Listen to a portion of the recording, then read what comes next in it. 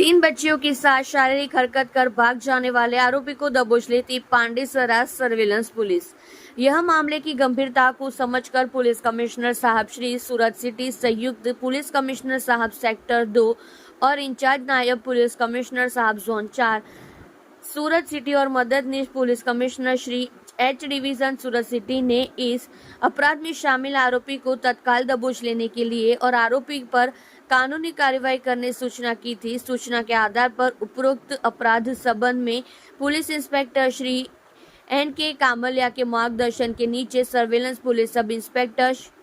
SG. Chavda ने surveillance staff की अलग अलग टीम बना के उपरोक्त अपराध के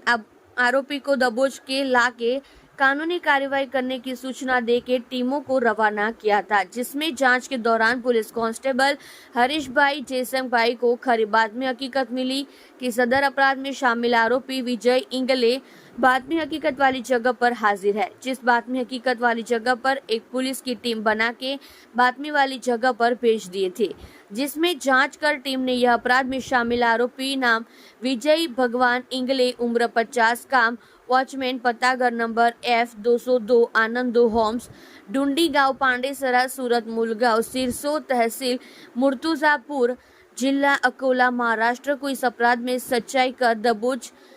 कर आरोपी के विरुद्ध कानूनी कार्रवाई की गई है। आप देख रहे हो crime open news, Nathu Singh Shekhawat के साथ। गई तारीख 9/5/2024 रोज પાંડેસરા પોલીસ સ્ટેશન ખાતે એક ફરિયાદી બહેને પોતાની 8 વર્ષની દીકરી તથા તેમના બિલ્ડિંગમાં રહેતા અન્ય સાહેદોની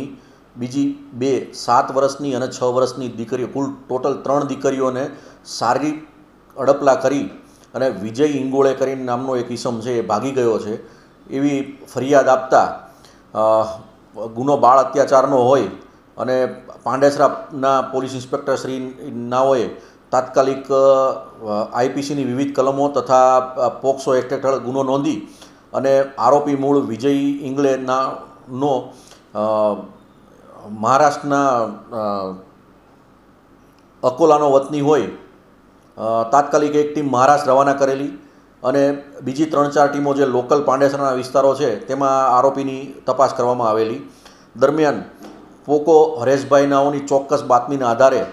આ વિજય ઇંગોળેની ધરપકડ કરવામાં આવેલી અને મુદ્દત અંદર નામદાર કોર્ટમાં મોકલી આપવામાં આવેલ અને હાલ એ જ્યુડિશિયલ કસ્ટડીમાં છે। આ વિજય ઇંગોળે છે એ ઉંમર વર્ષ 50નો છે અને એ વોચમેન તરીકે કામ કરતો હતો। આનંદો હોમ્સ ડુંડી ગામ ખાતે એમના 2 દીકરા રહે છે, ત્યાં એ જમવા માટે જતો હતો અને એ દરમિયાન આનંદો હોમ્સના પાર્કિંગમાં એણે આ કાંડ કરેલું છે।